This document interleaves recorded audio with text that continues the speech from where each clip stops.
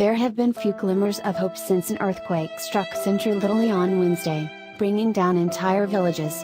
But rescuers pulled a little girl from a mountain of rubble overnight, and hope returned for more survivors in the devastating quake that has already claimed at least 252 lives. It was like finding a needle in a haystack. Rescuers in Amatrice heard something beneath the mounds of broken concrete, as shown on video by including CNN affiliate Sky TG24. Quiet. Quiet, they said, getting closer to the source of sound. They saw the survivor, identified later as Georgia. A firefighter in Amatrice clawed at the rubble, trying to get to a little girl. Come on. Come on. Slowly, slowly. Mind her head, they say to one another as onlookers applaud and support.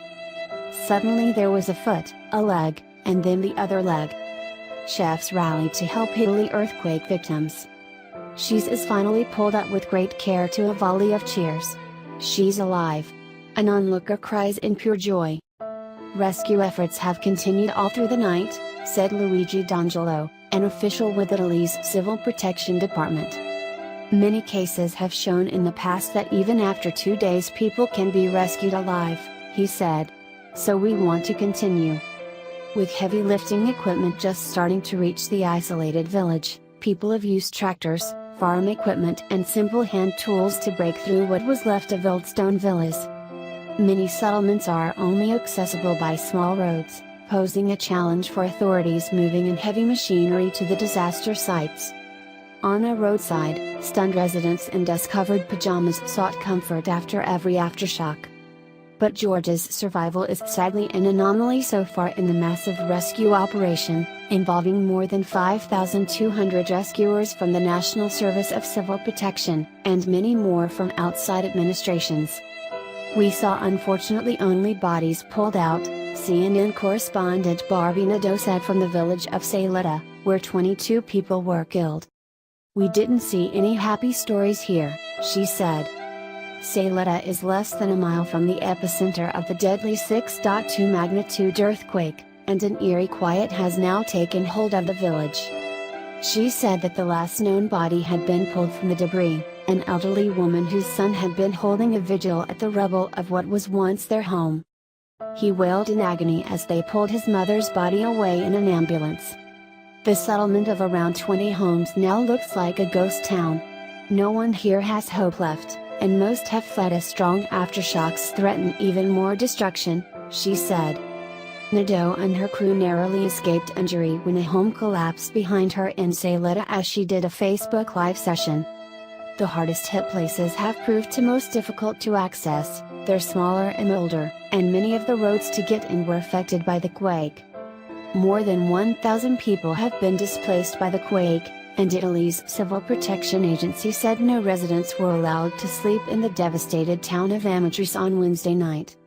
Some 264 of the wounded have been hospitalized. The death toll from the quake was expected to rise as rescue teams are continuing to work through the rubble, with regular aftershocks posing a continuing threat.